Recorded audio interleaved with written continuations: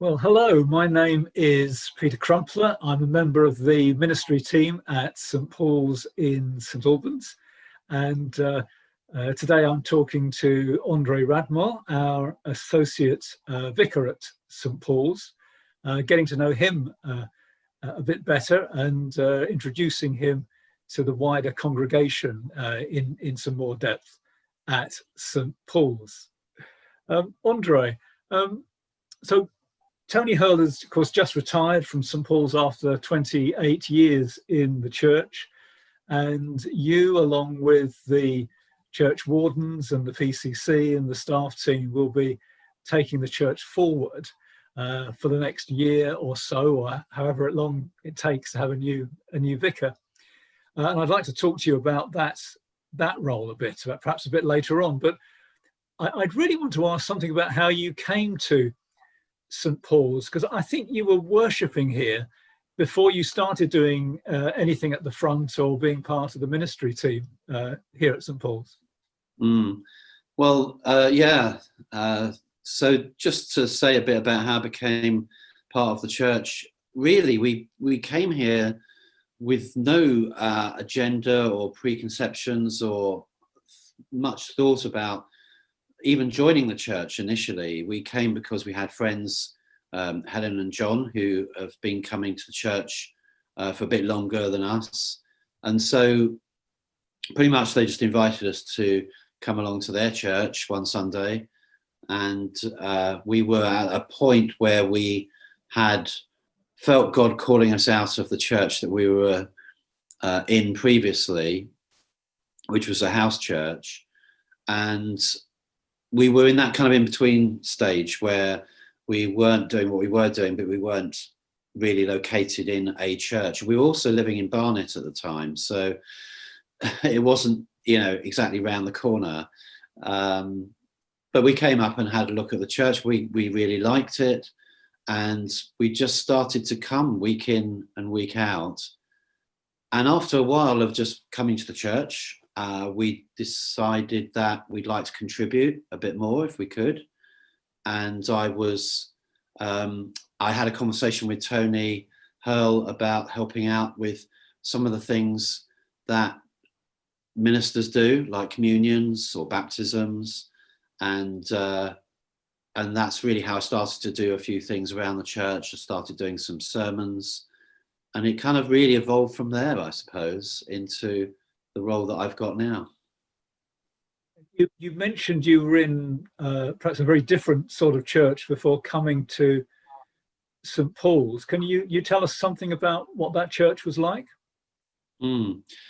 So we had been at this church for about 6 or 7 years, maybe. It was in North London in a house. And we were part of a leadership team of this church. There was 6 of us in the team. We were 2 of the 6, including the 2 people whose house it was in. And really, this church was kind of established as a place for people to come to and meet with Jesus, and to be known, to be loved, to be cared for in a community that I think was often for people who had found established mainstream church difficult for one reason or another. We did have quite a few people in the arts and the performing media coming to the church, but we also had lots of other types of people from different walks of life as well. So it wasn't just a kind of arts church. And I think as the church evolved, it became it became just all sorts of people coming along, really. It was a really dynamic kind of model of doing church, very interactive, which I think you can do more easily when it's a smaller group anyway. Very kind of big emphasis on worship, big emphasis on praying for one another. So really very similar kind of values, I suppose, to what we would be used to in a church like St Paul's. Okay, but it was it was probably a big learning curve, I'd say, for us in terms of leading in that kind of environment. And it was great. It sounds really interesting, and really interesting to bring those sort of insights into the situation at St Paul's, given the situation where we are now. So you and I have been working together, I don't know, for about a year or so, and getting to know each other, and increasingly seeing the depth of your ministry, Andre. It's been really good to be working with you. But doing a bit of research, you've done all sorts of things in your past and your present, perhaps. I just looking up, you've been an actor, you're a psychotherapist, a college lecturer, a life coach, and a writer, to name but a few, probably. So how would you describe yourself now? Well, I think the first thing to say is that I see all of those different things as different facets of the same thing, actually. Yeah. So I suppose I've come to realize that it's a bit like a diamond that has different faces, different facets, but it's the same entity, same identity. So how would I describe myself now? Well, I'm a pastor. I'm ordained pastor, minister in the Church of England. I was ordained, gosh, it must be, I think it's getting on for 15 years ago now, probably. So that's certainly a big part of who I am. But I'm also still a writer. I still do writing. I do podcasts. I host a podcast series at the moment. And I think I would say that at heart I'm a creative. So hence working in the theatre and in film to some extent. And those things don't leave you. They're just part of my DNA. They're part of who I am. I'm always going to have a creative perspective on things. But I think that really, for me, integrates kind of well with a theological perspective as well. Yeah. I really think theology is inherently creative. Oh, it should be. So I guess it sounds pretty disparate, but I see it all as somehow weaving together to make up who I am. And I mean, you are trained and experienced working in the area of mental health. Mm-hmm. Do you see something that's an important ministry for the church to be involved with? Yeah, I do. I think well-being and mental health is kind of at the core of what it is to be a healthy church. I think a healthy, vibrant church should have that emphasis on well-being, compassion, and hospitality to those who might be struggling in some way or another, very much at the heart of everything that we do. I would have to say that in the past, I'm not talking about St Paul's now, but in the church just generally, given that all of my training in mental health work and psychotherapy is external to the church, my perspective on the church was that it was often a place which didn't always know what to do with those sorts of issues. And so I would often get referrals of people who couldn't find any help within a church, who'd have to go externally to get therapy or counselling. So I guess part of what's on my heart for the church generally, actually, but yes, at St Paul's, is that the church is a community that can care for and get alongside those people who are struggling. And we don't have to be superheroes to be Christians. In fact, being vulnerable is part of being human. And that to me is very much at the heart of whatever my Christian walk is going to look like. It's going to have vulnerability and humanness in it, as it does for all of us. So yeah, for me, it's really important. And so with all those various backgrounds in acting, in mental health, writing, you decided to go forward and become a vicar, an ordained priest in the Church of England. Why did you do that rather than, if you like, serve God out in the marketplace in secular work or some other field? Well, it's really interesting that, because two things, I suppose. One is I felt that being a priest did actually encapsulate all of those different strands. So I didn't see it as somehow separate to being creative, or separate to being a therapist, or separate to being anything really. I saw it as an incorporation of all those things into a holistic, more than a role, an identity, I suppose, really. So that was the first thing. But the second thing is my journey as a priest has been very unconventional anyway. So it's not that I kind of did a full-time curacy in a church and then went and became a vicar full-time in a church. I'd say most of my ministry has in fact been outside the established church anyway. So for example, when I got ordained and I became essentially a curate, I was attached to a church in North London, and I was doing things with that church and training with the training incumbent there. But I was spending most of my time training and teaching students at London School of Theology. That was my day job. Yeah. And I saw that as my ministry actually as well. So, and I did that for 5-6 years. And that really took me all the way through the curacy phase and into what came next, which was establishing and planting a church in a home. Yeah. So that was also part-time. That was didn't look much like the established kind of vicar role that people usually think of. And it's really only now probably that is the first time that I've landed in a role, and even this is part-time, where I'm doing more what would be more considered to be the mainstream role of a vicar, or associate vicar actually. Okay. Now, one of the things I discovered in researching you, Andre, if you don't mind, is that for many for many years you weren't called Andre at all. You were called Bill. So you were Bill Radmall, and at some stage you decided to be known as Andre, and I think you even had a sort of renaming or almost a rebaptism service. What briefly was the background to that? Because that's clearly something that was really fundamental.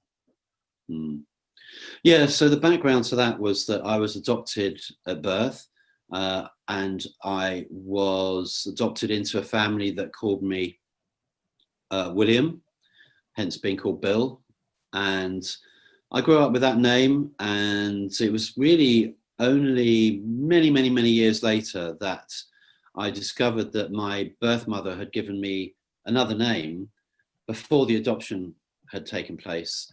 And so when I discovered that name was Andre, I took probably 2 years thinking and praying about it, but I really felt that it was important to reclaim that part of my heritage, that part of my background, and yet keep my second name as a sign of respect, I suppose, to my parents who brought me up.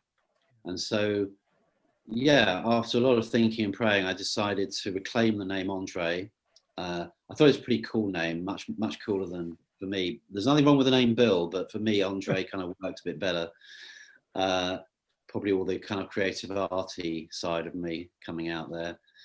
And we had a renaming ceremony actually, yes. And it's very similar to a christening, I suppose, just adapted for somebody who was an adult. Yeah. And so I was, it was very easy, the actual process, as people may know, by deed poll, it can be done very easily. But so I've been known as, and I occasionally meet people who haven't spoken to me for a while, who still call me Bill, including my mother-in-law, actually. Oh, really? Who actually I do see more often, but she still does it. Well, you mentioned your mother-in-law, so let's just touch on family. Of course, one of the key things you are is a father and a husband. Tell us something about your family, Andre. Yeah, well, okay. So in terms of like broader extended family, there isn't much really, because both my adoptive parents died quite a long time ago, and I've not made, well, my genetic mother died a really long time ago, so there's not any of those kind of connections in that generation to speak of. So there's me, there's Zoe, my wife, and we have 3 children. 2 of them are twins, So we have identical twin daughters, Tamsin and Juliet, and we have a son, Jonathan. Jonathan's the eldest by a couple of years, and they're all in their kind of mid-20s Jonathan's a bit older than that now. Jonathan lives in Surrey and is a Christian. They're all Christians, and they're all in some shape or form in some form of ministry in the churches they go to. Jonathan works as a civil servant and is married as well. Juliet is also married and lives on the south coast, and she is a worship leader. Actually, Jonathan's a worship leader as well. And she's a teacher, geography teacher in a secondary school down there. And then Tamsin is in Edinburgh. She's a student pastor there at a church. And yeah, she is really busy at the moment with all the problems that students are having up in Scotland.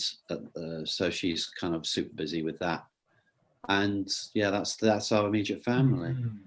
So balancing the family, looking at all that sort of creative background that you bring into your ministry now, looking at all of the journey that you've been on, how do you view these next few months, maybe a year or so, who knows, for St. Paul's as you're with others at the helm? Yeah. Well, there's a few things. I think I've said in one or two sermons already that for me, this is a period where I want to focus on renewal in prayer, just a renewal of our walk with Jesus, individually and corporately. And I think that's always a focus, isn't it, for Christians and for church? But I want to really kind of zone in on that in this upcoming season. So I have that in my mind for the next year to talk about renewal. I think relationships are very, very important, particularly at a time like this where it's been so disrupted by what's happening with COVID. And I'm really encouraged by, for example, how people are relating in the home groups and also in small special interest groups. I'd like to see more of that and to encourage that and get behind that and support that a bit more going forward. And I think reaching out to our neighbours is really important as well. So we are starting to sort of think about how we can bless and host really our neighbours in the locality, but also of course our neighbours online, because we are streaming services, so we're reaching beyond the locality as well. So all of those things are kind of in my mind going forward, and just being a support to the team and to draw people into, you know, one of my hopes I think is the right people in the right places doing the right things. And I love it when people come up with a kind of something like, oh, I've always wanted to do this and I think this would be great. What do you think? Do you think I'd be allowed to do that? And that's just like, yeah, that's exactly what I want to hear. That's great. So yeah, helping people do that. And do you feel optimistic about St. Paul's going forward? Yeah, I mean, it's no doubt that we're in difficult times. We are in difficult times.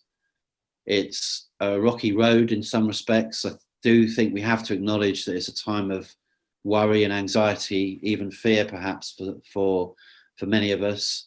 We live in very uncertain times, and we have to face that. We have to engage with that.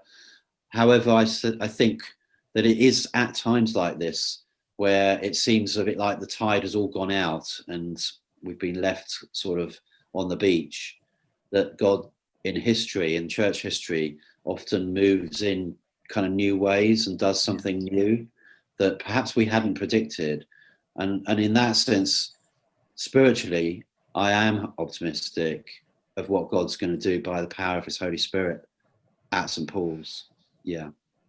That's a great place to finish about what God is going to do by the power of the Holy Spirit at St. Paul's. I think we're all looking to that and praying for that and wanting that. So bless you, Andre, and everyone else, as together we work to take the church forward.